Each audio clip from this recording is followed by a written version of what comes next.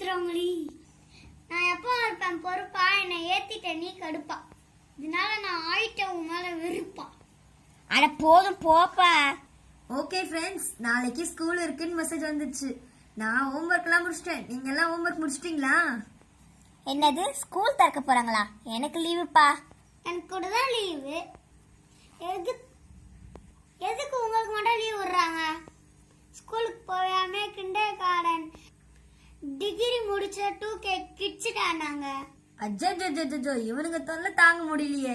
தெருவுல ஓடுது வெள்ளம். அந்த நபிகாவும் கோகுலோர் என்னை விட ரொம்ப குள்ளம். நான் குள்ளமா? ஆமா, நீ குள்ளந்தான். ஆனா நம்ம குரூப்லயே நீ தான் ரொம்ப ரொம்ப செல்லம். கவியக்கா, இனிமே ஸ்கூலுக்கு போனாதான் பாஸ், இல்லைன்னா எங்க அம்மா என்ன போட்டுருவாங்க ஜூஸ். சூப்பர் சூப்பர், எல்லாம் செம்மையா பஞ்சு பேசுறீங்கப்பா.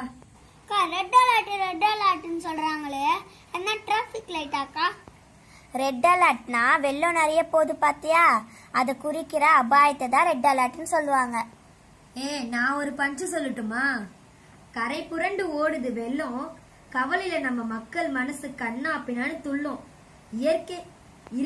இறுதியில இயற்கையே வெள்ளம் என்றாலும் நம் இறை வழிபாடு நம்ம நல்வழியிலே அழைத்து செல்லும். அக்கா பஞ்சுன்னு சொன்னீங்க, கவிதையை சொல்லிட்டீங்களேக்கா. இந்த பஞ்சு சூப்பர்க்கா, செம்ம.